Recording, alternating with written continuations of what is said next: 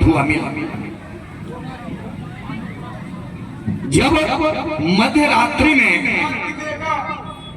पत्नी मायके चली जाती है और मध्य रात्रि में पत्नी की याद उनको सताने लगता है, तो मध्य रात्रि में ही घर से बाहर वो निकल जाते हैं।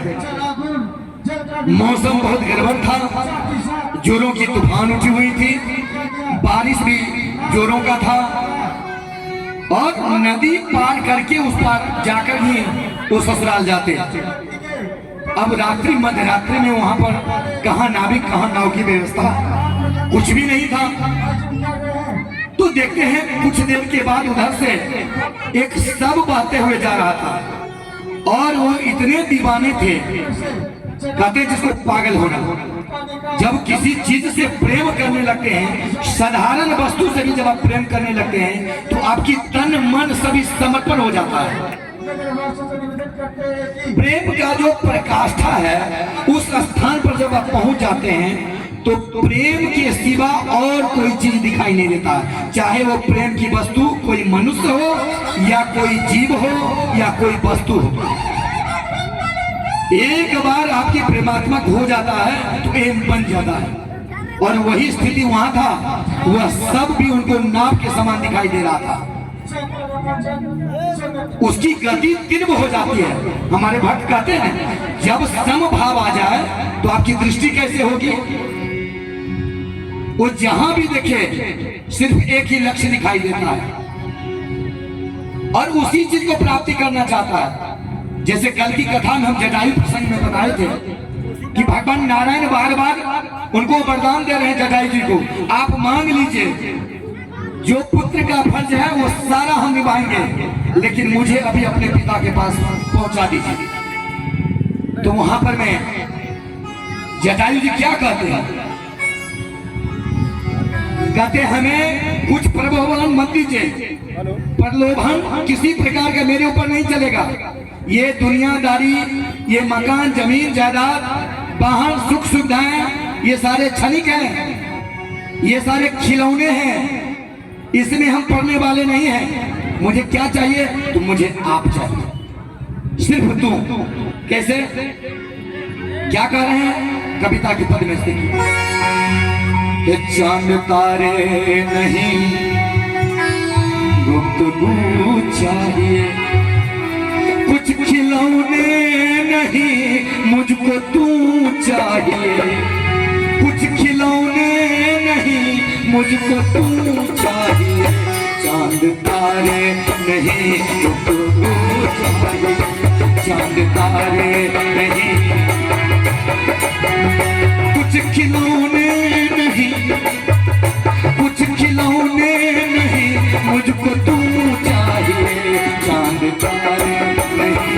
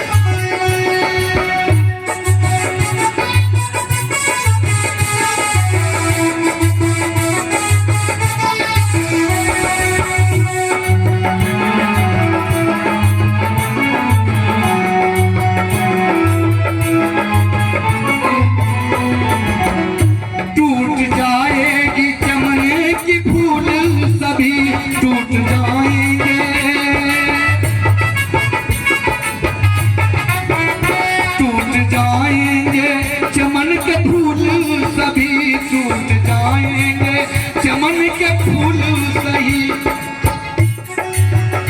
कुछ और नहीं, कुछ और नहीं, मुझको तू चाहिए चांद तारे, मुझको चाहिए चांद तारे नहीं, मुझको तू चाहिए।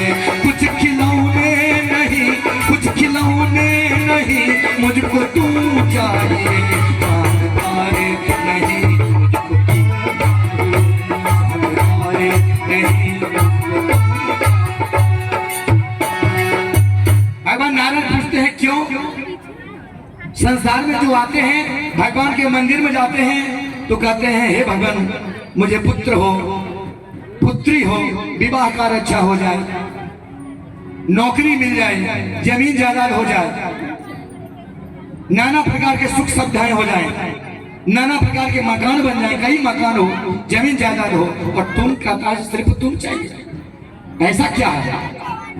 तो जटायु जी कहते हैं सब कुछ जितने जो आप देने वाले हैं उस सभी में सब आपका है, ये तन भी आपका है, भोग भी आपका है, मन भी आपका है, सब आपका है। लेकिन क्या चाहिए? मैं नहीं, मेरा नहीं, तन किसी का है दिया। मैं नहीं, मेरा नहीं है, तन किसी का है दिया। जो भी मेरे पास है वो धन किसी का है दिया। कुछ भी मेरा नहीं है। देने वाले ने तुझे दे दिया किस शान से। लेने वाला क्या करता है? लेने वाले का उठा है मेरा अभिमान से। इस फिजा की जो भी सब है सब तेरा ही है दिया। मैं नहीं, मेरा नहीं है, तन किसी का है दिया। बार बार भगवान जटायु से कहते हैं और बार बार जटायु जी वहां से पलट जाते हैं। बोले मुझे और क्या चाहिए? सिर्फ तुम चाहिए। बार बार जब भगवान नारायण कहते हैं अच्छा ठीक है वरदान मांग लो, बोले नहीं वरदान नहीं चाहिए। बोले क्यों? बोले हमको पुत्र चाहिए था जो दशरथ जी से मांग के लाए और आप मेरा पिता बन हुए। तो जिसको पुत्र की आवश्यकता हो पिता लेके क्या करेगा? हमें पिता नहीं पुत्र चाहिए। अंत में भगवान राम वहां जटायु जी से कहते हैं धन है जटायु और धन है तेरी भक्ति। तुम्हें पुत्र चाहिए तो पुत्र का जो फर्ज होता है वो सारे अदा करेंगे। पुत्र का फर्ज होता है मरण काल में पिता के सामने होना तो तुम्हारे सामने रहेंगे। पुत्र का फर्ज होता है अंत में पिता का देह गति का उनको जलाना, उनके धर्मानुसार उनकी रक्षा करना, उनकी क्रियाक्रम करना, वो सारे करेंगे। लेकिन अभी मुझे पिता के पास पहुंचा दो। मेरे पिताजी भी मूर्छित पड़े हुए हैं अवध में, अयोध्या में। जटायु जी कहते हैं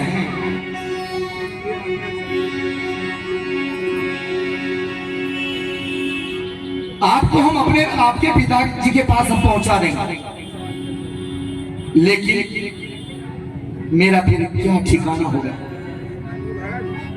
मेरा जीवन का क्या उद्देश्य होगा? वहां पर राम जी वहां से कहते हैं जो दशरथ जी तो बोले थे हे रघुकुल रीत सदा चलिया प्राण जाए पर वचन जाए। राम सिया राम सिया राम जय जय राम। ये जटायु जी कह रहे हैं जब आपके पिताजी दशरथ जी हमको वचन दिए थे और यदि आप चले जाइएगा तो फिर वचन का क्या होगा। तो वहां पर भगवान राम जटायु जी से कहते हैं देखिए आपका जो कार्य है वो सारे कार्य हम करेंगे, लेकिन मेरे पिता अभी अयोध्या में मूर्छित पड़े हुए हैं। तो कहते हैं फिर आप चले जाइएगा तो मेरा देखिएगा क्या, पता नहीं जिह्वा पर आपका फिर उच्चारण होगा कि नहीं होगा, मन भटकते रहता है। कहते हैं ये मन बड़ा चंचल है, कैसे तेरा भजन करूं, जितना इसे समझाऊं उतना ही मचल जाए राधे तेरी चरणों की, श्यामा तेरी चरणों की, एक धूल तो मिल जाए सच कहते हैं राधे, सच कहते हैं राधे, तकदीर संभल जाए राधे तेरी चरणों की।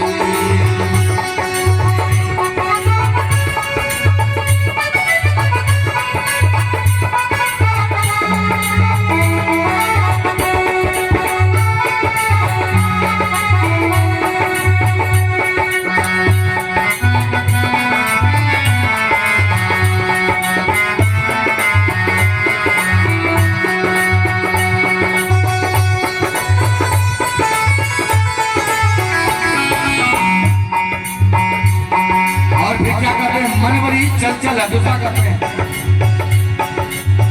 जब भी आपका नाम लेते हैं, आपकी आराधना करते हैं, ध्यान करते हैं, पूजन करते हैं, तो नाना प्रकार के कार्य सामने सम्मुख हो जाते हैं।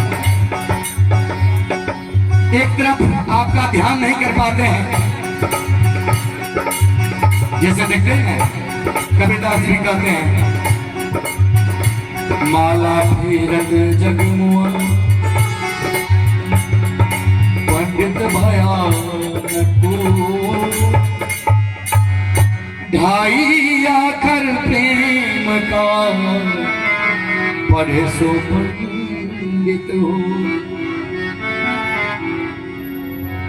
जीवन में माला यदि फेरते रह जाते हैं लेकिन मन आपका एकाग्र नहीं होता, मन यदि केंद्रित नहीं होता है तो सब बेकार है। तो कहते हैं सुनते हैं आप तो भगवान हैं, आप तो रहमत करते हैं, सुनते हैं तेरी रहमत दिन रात बरसती है, सुनते हैं तेरी रहमत दिन रात बरसती है, एक बूंद जो मिल जाए, एक बूंद जो मिल जाए, मन की कली खिल जाए राधे तेरी चरणों की, श्यामा तेरी चरणों की, राधे तेरी चरणों की, श्यामा तेरी चरणों की, राधे तेरी चरणों की,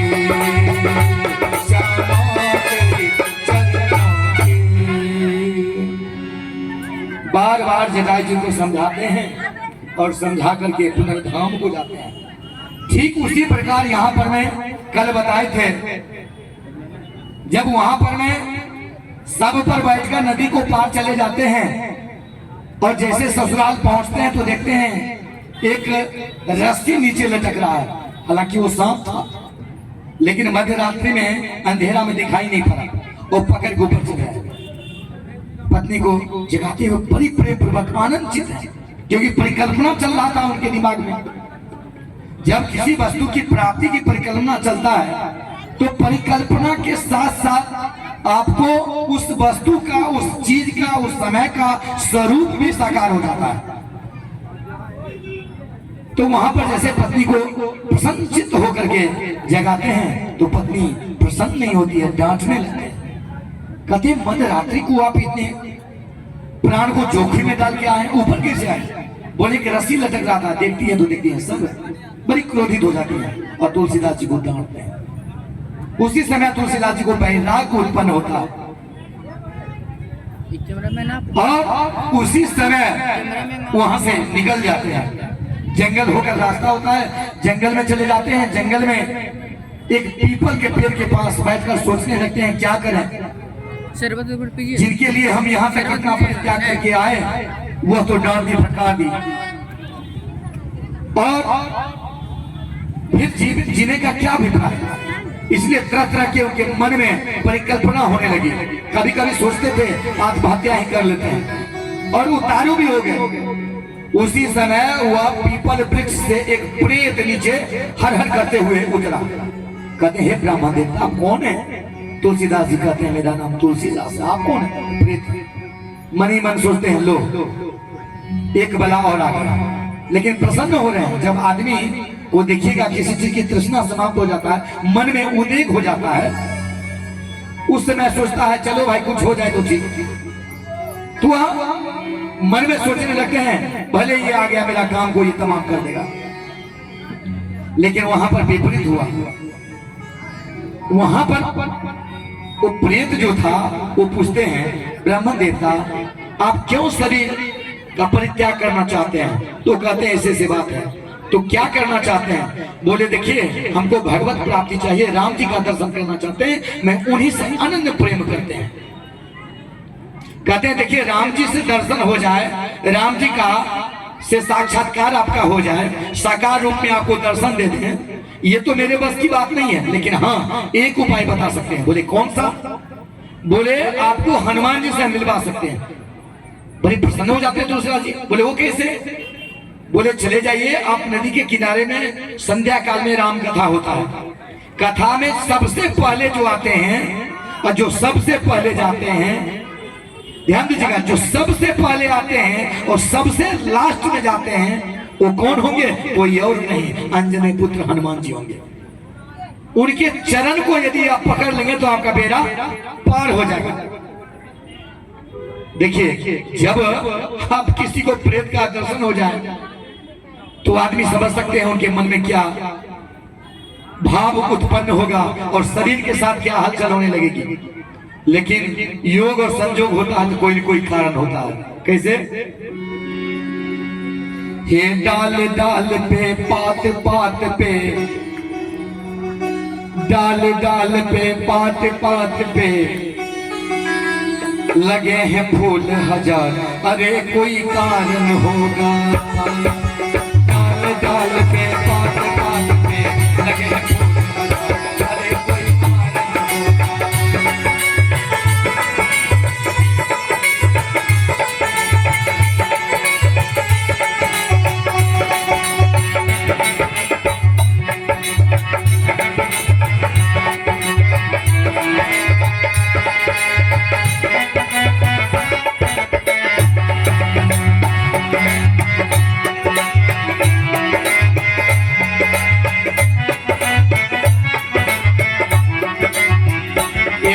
रचना है। आप मेरे YouTube चैनल पर जाइएगा मुकेश भास्कर म्यूजिक, तो 18 कैसेट है उसमें मेरा निकाला हुआ भजन और कथा भी है, वहां पर भी ये मिल सकता है। तो कहते हैं एक राजा से बने भिखारी, एक मंदिर के बने पुजारी,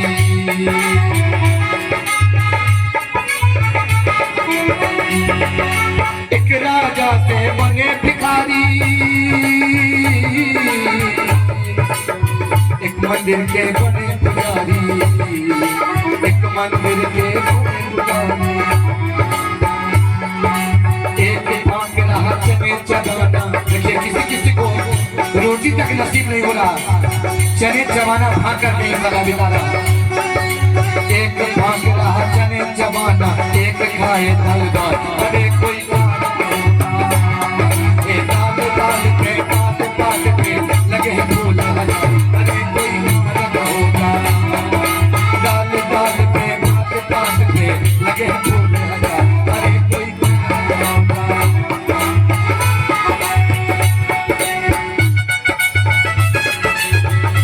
बोले बजरंग बली की, राजा रामचंद्र की।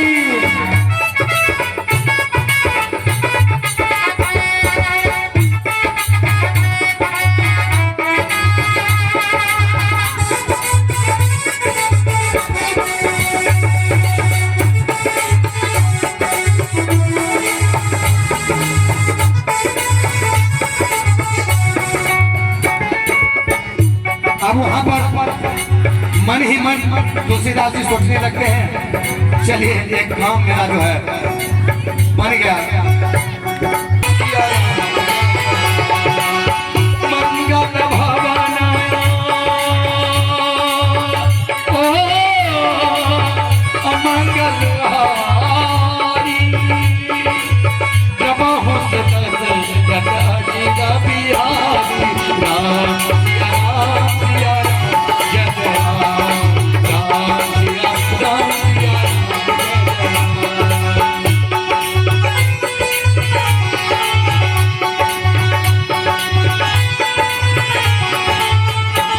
तेजे हरि कथा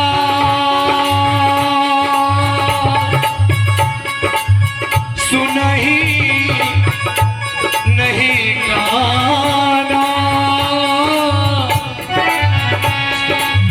श्रवण राम आई भवन समाना, राम सिया राम सिया राम जय जय राम सिया राम सिया राम जय जय राम।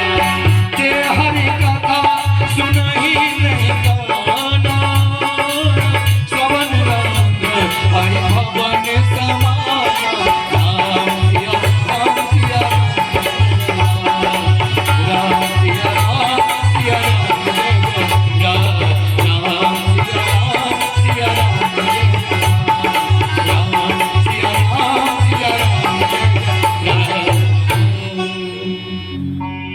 बिनु सत्संग विवेक न होई, और राम कृपा बिन सुलभ न सोई। देखिए, अच्छे गुरु मिल जाए, अच्छे डॉक्टर मिल जाए, अच्छे टीचर मिल जाए, तो ये भी भगवान की कृपा है। बिना भगवान के कृपा से अच्छे लोग नहीं मिलते हैं। उन्हीं की कृपा से अच्छे संगति प्राप्त होता है, अच्छे मित्र बन मिलते हैं, अच्छे पद प्राप्त होते हैं, घर गृहस्थी चलता है। लेकिन ये कितना इंपॉर्टेंट है, तो राम कृपा बिन सुलभ न सोई, बिना भगवान की कृपा से नहीं प्राप्त होने वाला है। तो तुलसीदास जी वहां मनी मन सोचते हैं अच्छे गुरु मिले, बिना गुरु से ज्ञान प्राप्त नहीं होगा। और आज हनुमान जी को चरण को पकड़ लेंगे, उन्हीं को गुरु बना लेंगे। और जिनके गुरु हनुमान जी होते हैं, हनुमान जी के गुरु कौन है? सूर्य नारायण। और सूर्य नारायण के शिष्य हनुमान जी वो मेरे गुरु बन जाए तो फिर क्या चार चांद लग जाएंगे। लेकिन लगे कैसे? तुलसीदास जी मन ही मन सोचते हैं